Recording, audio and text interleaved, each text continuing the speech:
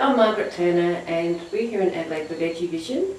Now we had Priya on earlier and on an earlier segment, and I've asked Priya to come back because I'm very interested in her ambition to teach animal rights law.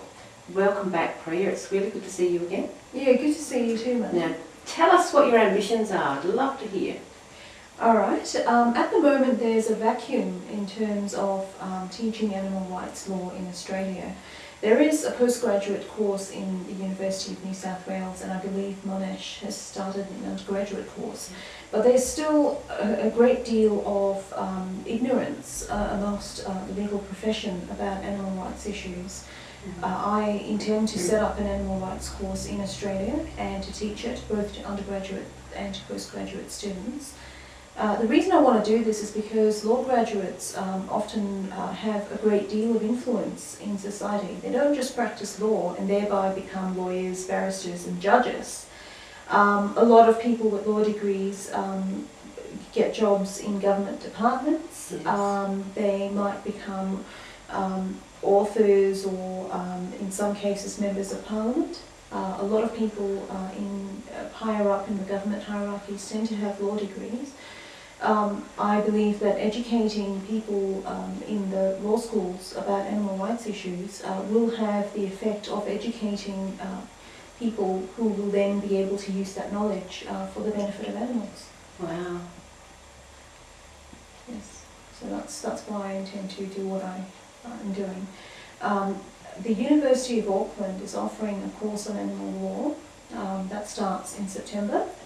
I have enrolled for that course, so I will be going to Auckland next month. Oh, fantastic. Yeah. Yes, and the reason I'm going to Auckland is because one of the teachers for the course is actually an international expert in the area of animal law, so I would like to learn or learn from him and then hopefully use my knowledge for the benefit of animals in Australia. How long does the course go for? It's an intensive course, so it's a 5-day course which crams in 30 hours, but it is a master's level course, so it would count towards the master's degree that I'm studying now. Oh, that's fantastic. Yes. Wow.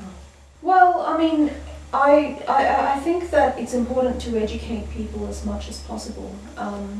Even well-educated people in terms of formal education often have no idea where the piece of bacon or the piece of chicken on their plate actually comes from, and they're horrified. And I think the meat industry and the media are complicit in hiding the truth from people, so I think it is our role to educate people as much as possible, whenever possible, about the truth, about how animals are being treated. And with the animal rights law, do you actually represent animals at all? Is that how it works? Well, at this stage, animals don't have any legal personality at law. They are property, like this sofa, like, you know, my shoes or whatever. That's the legal status of animals at law. That is obviously something which many legal theorists want to change, including people like me. Yes. That is to abolish the property status of animals. We don't represent animals individually, obviously. Right. Animals are not capable of giving instructions, but in appropriate circumstances and subject to a variety of conditions, we may look at representing animal rights groups in the future. But that's by no means certain at this stage. Okay.